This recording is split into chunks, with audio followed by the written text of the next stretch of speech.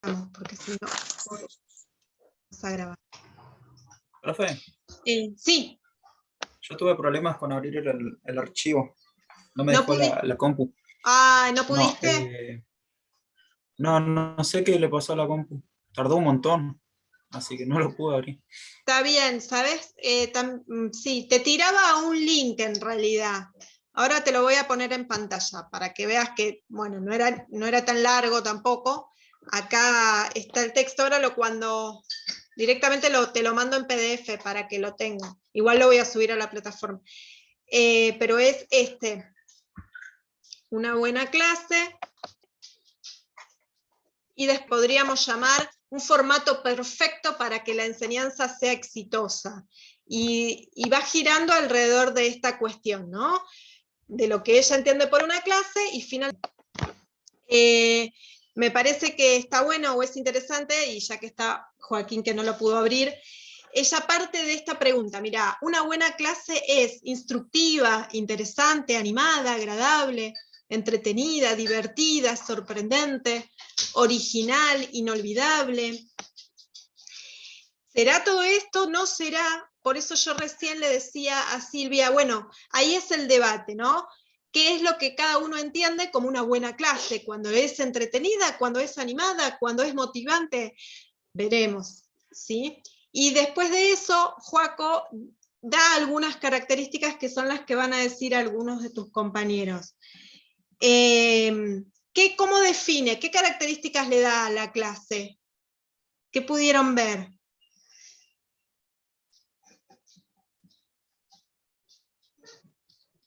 ¿Las características o lo que sería una clase? ¿Qué sería una clase? Yo lo definí como que es un ámbito de enseñanza donde se hace realizar la relación entre alumno y profesor en un campo de problemática y objeto de estudio para la didáctica. Los procesos se realizan en tiempo y en espacio compartido y facilita la reflexión y construcción del conocimiento.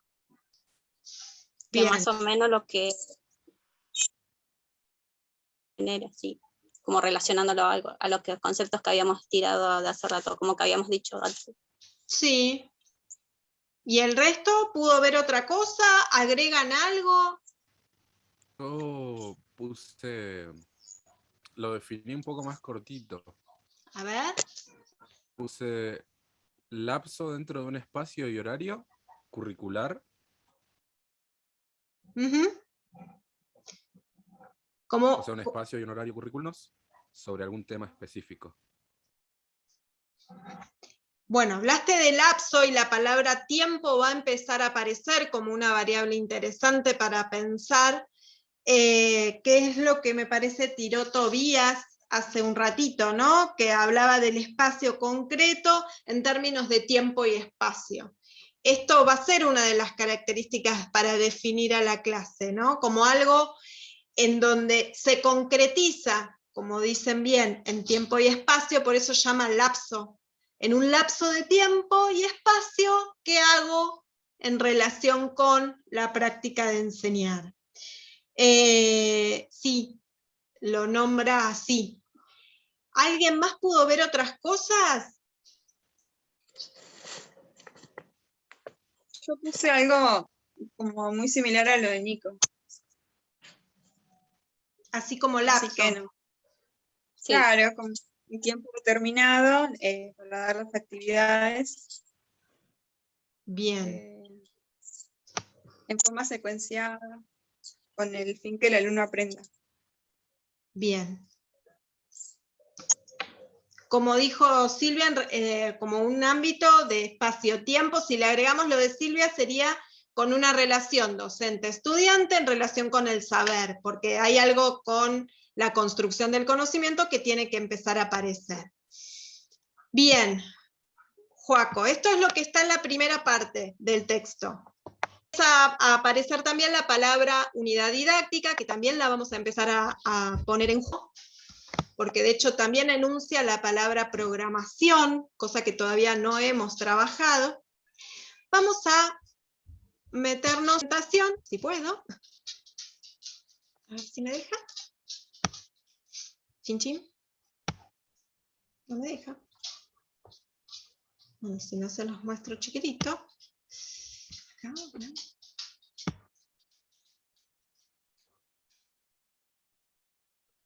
Uy, se puso solo.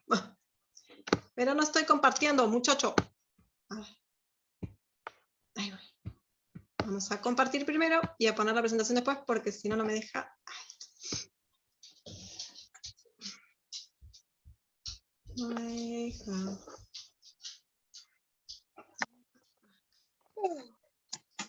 Ahí va. Versión que hemos trabajado con la didáctica y la enseñanza y su concreción, decía Souto. Eso ahí yo puse clases, prácticas de enseñar. Podemos como debatir las buenas o las malas. Hay detrás, y hay algo que dijeron hace un ratito, que me parece que lo decía Gilla, que tiene que ver con la toma de postura, las posiciones o las decisiones que van a responder a cada una de los encuadres de los docentes y de cuánto encuadre teórico, pedagógico y didáctico ponen en juego.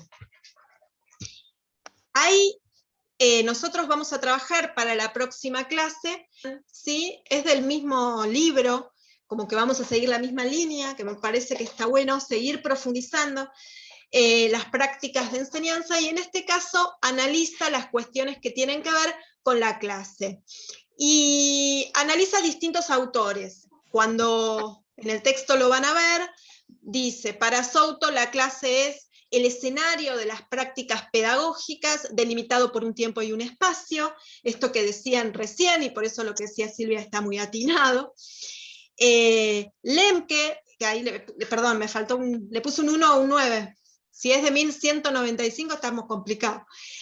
Lemke la considera una actividad social que se construye a partir de un modelo de organización, una estructura y ciertos eventos que se suceden unos a otros. ¿Vieron que es muy amplia la definición para darle características a esto que llamamos clase? ¿Sí? Y fíjense, y también me parece interesante que lo empiecen a ver, ustedes hablaron mucho en la primera parte de esto del enseñar y el aprender, ¿no? Bueno, pongo en marcha actividades para que el otro aprenda. Recuerden que eso es el eje de nuestro trabajo, ¿no? Porque en mis prácticas de enseñar, obviamente tengo la intención de transmitir algo para que el otro se lo apropie, ¿sí? Entonces, le vamos a empezar a dar una vuelta de rosca para intentar definir con mayor profundidad. Ya tenemos esta definición, ahora vamos más allá. Entonces, tomamos esto de el escenario de las prácticas delimitado por un tiempo y un espacio, o podemos hablar con Edelstein de que es una actividad situada en tiempo y espacio, si le podríamos poner, que tiene como propósito central el trabajo con el conocimiento. Fíjense que en ningún momento enuncia la palabra enseñar y aprender. ¿Por qué? Porque van más allá de esa, las profundizan. Ya sabemos que es la enseñanza con la intención de que el otro lo aprenda. ¿Sí? Esto es importante porque después, cuando tengamos que trabajar la puesta en marcha de nuestras intenciones, ya sabemos que queremos que el otro aprenda. Bueno, ¿qué hago para que eso suceda? ¿Qué tipo de proceso cognitivo quiero que ponga en marcha? Y esto va a ser importante para definir sus objetivos, sus contenidos, las propuestas que hagan. Volviendo sobre la... Sí, ¿quién me pregunta? Sí, que decía que igualmente menciona la palabra aprendizaje. ¿Cómo? Que sí menciona la palabra aprendizaje, que tiene que ver con aprender. Sí, lo que yo digo es que no nos quedemos en uno enseña para que el otro aprenda, porque nos enredamos solos, porque por supuesto, es lo que vimos toda la primera parte, y que no logramos decir en definitiva qué queremos hacer cuando enseñamos, o qué queremos hacer en ese proceso de aprendizaje. ¿En qué parte quiero intervenir? ¿Qué quiero realmente que haga cuando lo va apropiando? ¿Sí? A eso me refiero, porque vamos a entrar a hilar un poquito más finito. Lo mismo, por supuesto, vamos a usar las categorías que vean en psicología educacional, porque no es lo mismo repetir, ¿no? Repetir memorísticamente que establecer una relación. Repetir memorísticamente está más asociado a una idea de que uno aprende porque de muchos estímulos que recibe, finalmente con un reforzador se lo apropia. O está quien entiende que el aprendizaje es la conexión con las ideas previas que ese sujeto tiene en su estructura cognitiva, ¿no? Entonces, depende de lo que yo pienso, es lo que yo voy a proponer hacer. Entonces, si yo le propongo 20 hojas de una repetición, claramente está puesto en juego eso. Entonces, tiene que ser, y ahí empiezan a aparecer otras palabras, por ejemplo, coherencia. Tiene que haber una coherencia entre lo que propongo y lo que busco. Porque si no empieza a haber problemas entre lo que yo quería transmitir y lo que realmente se apropian los estudiantes. Pero bueno, vamos de a poco. Ahí el texto aclara, para Camiglioni, una clase es un lapso establecido en el marco de un currículo, como dijo recién Nico, y un horario escolar en el cual el docente presenta una secuencia de actividades destinadas a orientar a los alumnos a lograr un aprendizaje de los mismos. Y acá aparece Steinman. Steinman dice y explica que la clase es una construcción que se va realizando a medida que se piensa. Es el ámbito en el cual se concretizan nuestras prácticas de enseñanza. En definitiva, es mucho más cercana a la idea de que estuvimos trabajando de un docente que construye su propuesta, con lo cual la clase es una construcción que se va realizando desde el momento en el que se piensa qué se va a hacer, ¿sí? Y es el ámbito entonces en el cual se van a concretizar esas prácticas de enseñanza. Él las va a llamar decisiones preclase, porque la clase es la concreción, ¿sí? Entonces, dice que pensar la clase ya es tomar decisiones. Y ahí sí aparece lo que decías vos, Gilla, con respecto a las posiciones. ¿Por qué digo esto? Porque este autor dice que las decisiones que tomamos anticipadamente, que incluyan mayor posibilidad de raciocinio y pensamiento reflexivo, son construidas con una fuerte ligazón con las macrodecisiones. ¿Y qué serán las macrodecisiones? Esto que vos dijiste muy bien hace un ratito. Las macrodecisiones, ¿puse bien? No, puse algo mal. Bueno, son macrodecisiones, tan grandes que la puse más larga la palabra. Las decisiones que tienen que ver con los grandes constructos personales que asumimos y que se vinculan directamente con nuestros posicionamientos teóricos e ideológicos. Esto que decía Gilla hace un ratito. Yo tomo las decisiones en relación a las concepciones acerca de lo que pienso sobre el enseñar, sobre el aprender, sobre lo que un docente es, hace o debería hacer, sobre lo que un estudiante es, hace o debería hacer, sobre lo que pasa dentro de una escuela, sobre lo que pasa dentro de las grupalidades, de lo que pasa en el contexto social. Entonces, esas posiciones ideológicas, teóricas, pedagógicas y didácticas son las que están como operando de alguna manera cuando uno piensa la clase y toma decisiones al respecto. Por eso me parecía interesante este autor que dice que la clase empieza cuando se empieza a pensar sobre ella. Porque una vez que pensás sobre ella, estás poniendo en juego todas tus categorías.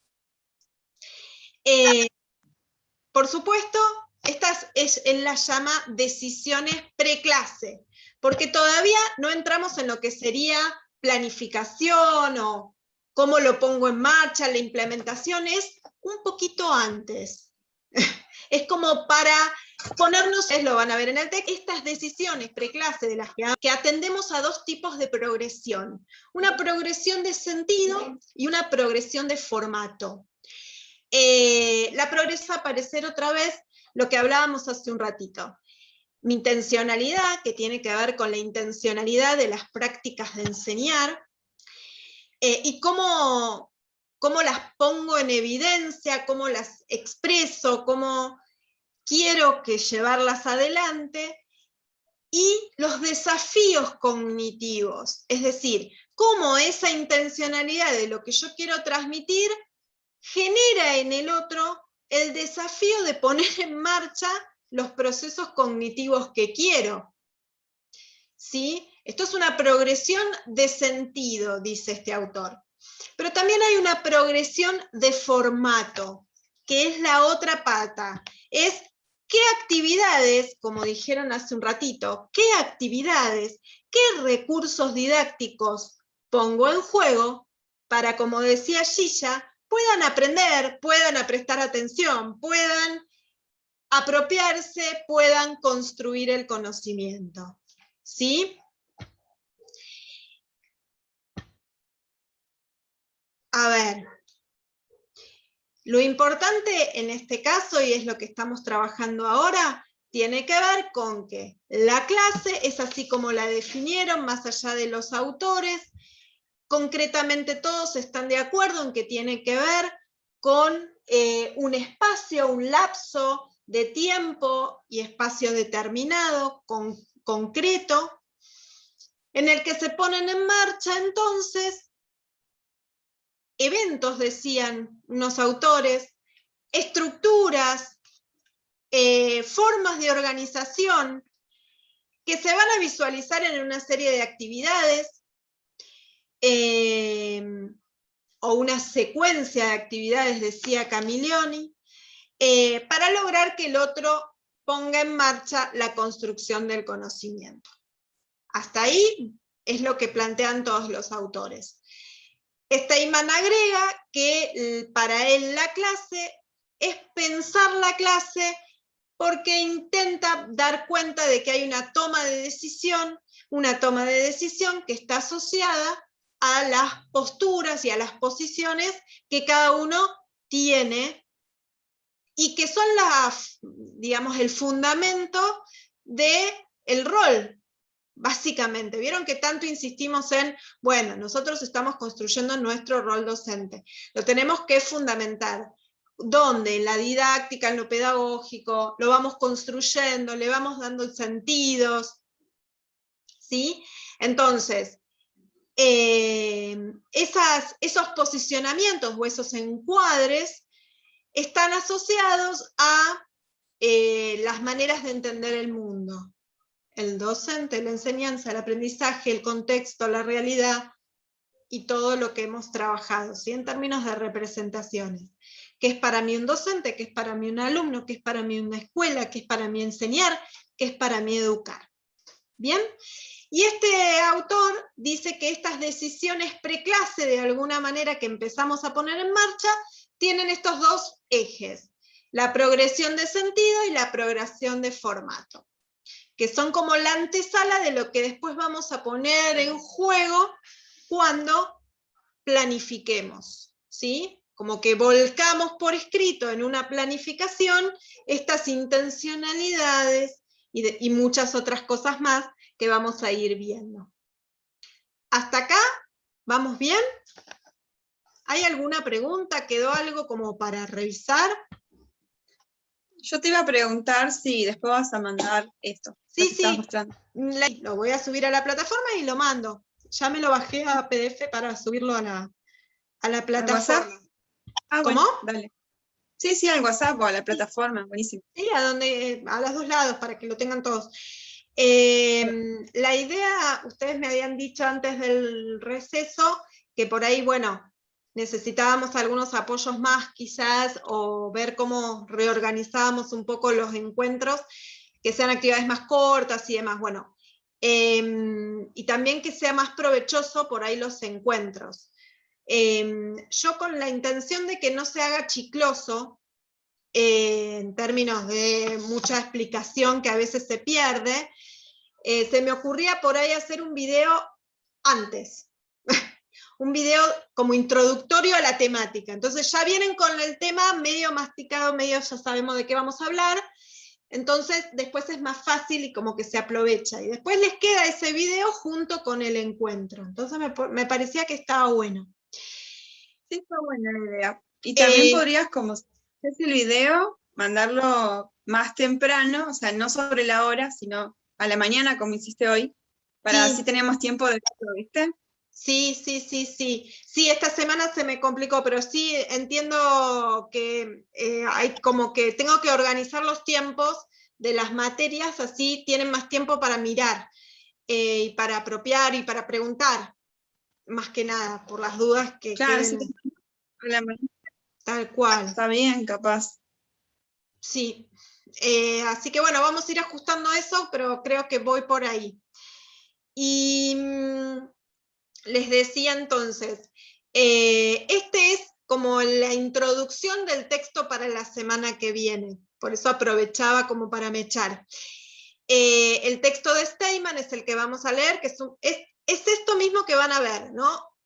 Hoy nos aproximamos a la idea de clase, él va a hablar de la clase, cómo se piensa y cómo se toman decisiones, con estas características que vimos recién. Esto por un lado. Ahora, yo les pregunté qué es una buena clase para Camiglioni y qué es una buena clase para nosotros, para cada uno. ¿Ella qué dice de una buena clase?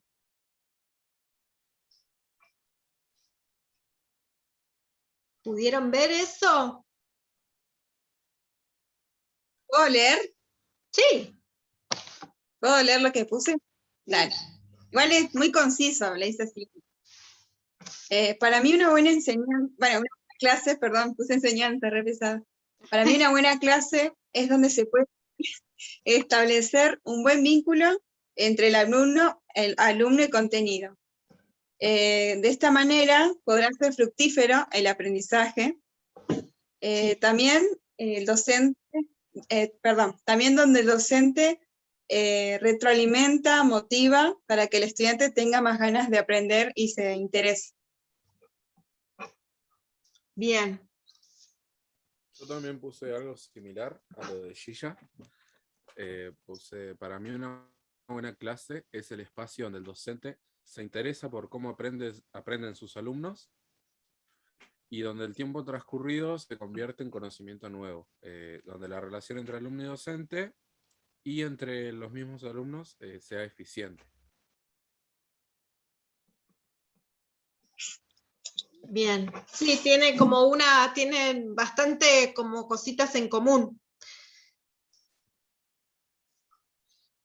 Bien, ¿y el resto? A ver, más o menos similar.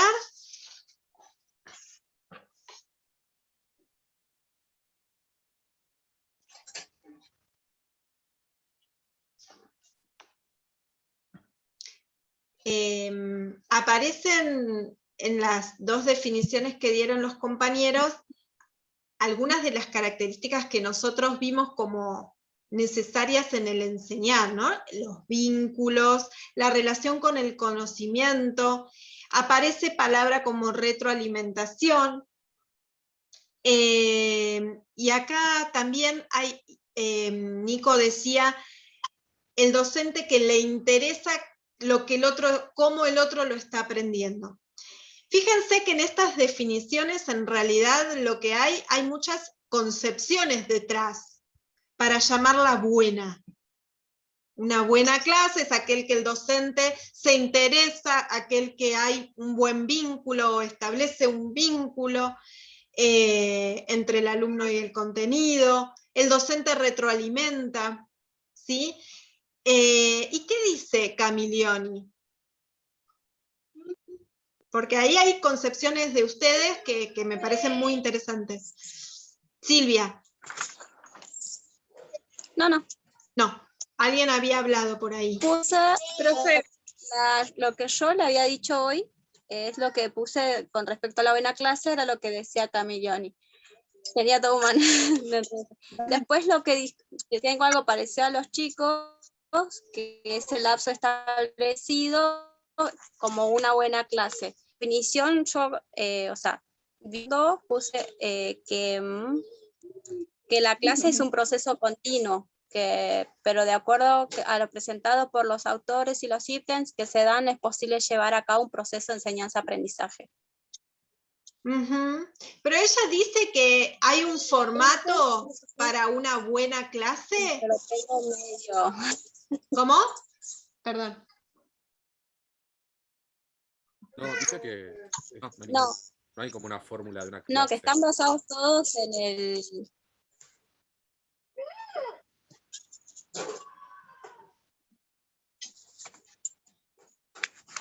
Que están basados, a ver, dice eso, que no hay formatos.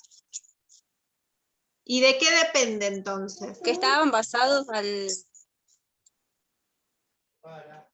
los... ya lo leí. De lo curricular era, ¿no? Sí, parte tiene que ver con lo curricular, parte tiene... ¿Solamente con eso o hay más cosas? Porque solamente con lo curricular no va a tener que ver. El contexto de la historia personal, dice, Sí. perdón, de cada docente. Sí, recuerden, cuando definimos la enseñanza, o en este caso la clase como concreción de la enseñanza, dijimos que era una práctica compleja. Como compleja, ¿qué características entraban? Había un contexto, un escenario, una relación. Eso, las relaciones entre el alumno y el docente, entre los docentes, los alumnos. Entre los alumnos. El espacio. Exacto. Los tiempos, las historias.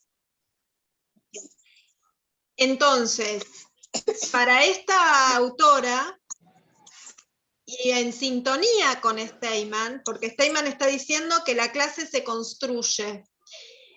Se construye, con lo cual una buena clase va a ser aquella que ponga en relación todas estas características y que logre de alguna manera tener una coherencia entre la intención, lo que sucede, y que vaya atendiendo a las características que se suceden a medida que suceden. Valga la redundancia. ¿Se entiende? Entonces, la buena clase no va a responder a un formato único, va a responder a la realidad que efectivamente se vaya haciendo. Que obviamente, ¿sí? Por eso insisto, tiene que haber una relación entre la intención y lo que se pone en marcha. ¿Por qué digo esto? Porque recuerden que yo enseño y cuando enseño tengo una intencionalidad. No es que lo que sucede porque sucede en la clase, entonces voy como en forma de anarquía, ¿no? Como manotazo de ahogado. No, porque hay una intención, hay un trabajo de vinculación necesario, como dijo Gilla, entre el alumno y el contenido, que es necesario y que yo tengo la intención de hacer. ¿Sí? Pero no siguiendo pautas preestablecidas, sino atendiendo a la complejidad de la situación. Por eso en las definiciones que vimos hace un ratito decía actividad situada, construcción que se hace a medida que se piensa, ¿no? Todas cosas que nos invitan a decir básicamente que en función de mi intención, yo pienso la clase y la pongo en marcha. Cuando la pongo en marcha, tengo que ser lo suficientemente flexible sin perder de vista mi intención. Porque si yo me corro de mi intención, dejé de transmitir. Perdí el foco sobre el enseñar. ¿Sí? Entonces ahí es donde está el gran desafío. Por eso es tan importante tener en claro que pensar la clase es tomar decisiones, y cuando uno toma decisiones es pensar por qué las tomo. ¿Por qué tomo esta decisión? ¿Desde qué lugar? Esto no quiere decir que siempre me salga bien, ¿eh? Por ahí me equivoqué. Pero puedo repensarlo, reflexionarlo y actuar en consecuencia. De esto se trata. Porque si fueran todas las clases iguales, seríamos robots, y no lo somos. Profe, o por ahí puede pasar que tenés planificada la clase y surgen otras cosas, entonces tenés que sacar algo debajo de la manga para improvisar, o ver qué haces con eso que se dio ahí en el momento, que es impredecible, no sé cómo decir. Sí, ¿te acordás que había una de las condiciones del ambiente áulico que era la impredictibilidad? Lo que yo digo en este sentido, y ahí hay que ser muy cuidadoso con mantener, por supuesto hay que ocuparse, pero ahí van a aparecer otra vez determinadas intenciones, ¿no? Esto que hablaban ustedes de los valores, o de lo que no se dice, pero que se transmite, que tiene que ver con trabajar algunas cosas. ¿Se acuerdan que yo les decía que el ejemplo de mi hija que estaba en el recreo y que la maestra le dijo, las nenas no juegan al fútbol? Y en esa situación está transmitiendo algo que tenía como que reformular claramente, pero no estaba ahí en una práctica de enseñar, y sin embargo estaba transmitiendo algo, ¿no? Esto mismo puede suceder en el aula cuando se debaten algunas cosas. Entonces esto que decís vos, bueno, hay situaciones de impredictibilidad que me juegan, pero ahí vuelve a aparecer tu posición. Yo tengo que trabajar esto porque tal cosa, ¿no? Como que uno vuelve a su intención inicial. Cuanto más claro tengo mi posición, esto más claro fluye. Y para los chicos también. Porque este es el encuadre que es necesario como respetar. Porque si no también como que nos vamos del encuadre y nos es más difícil sostener mi intención. Ahora entramos en el terreno de vamos a hacer la práctica, ¿no? Vamos a la concreción del enseñar. Bueno, ¿qué tengo que hacer? ¿Qué veo? ¿A dónde voy? ¿Qué quiero? Y en realidad es esto, pensar lo que realmente quiero. Uy, se nos va a cortar. Para la próxima tenemos el texto de Steinman, que es sobre esto, así lo cerramos, y buscar los diseños curriculares. Búsquenlos, mírenlos, tomen, yo todo esto se los pongo en la plataforma. Busquen referencias, digan qué características tienen, todo esto se los voy a poner, ¿sí?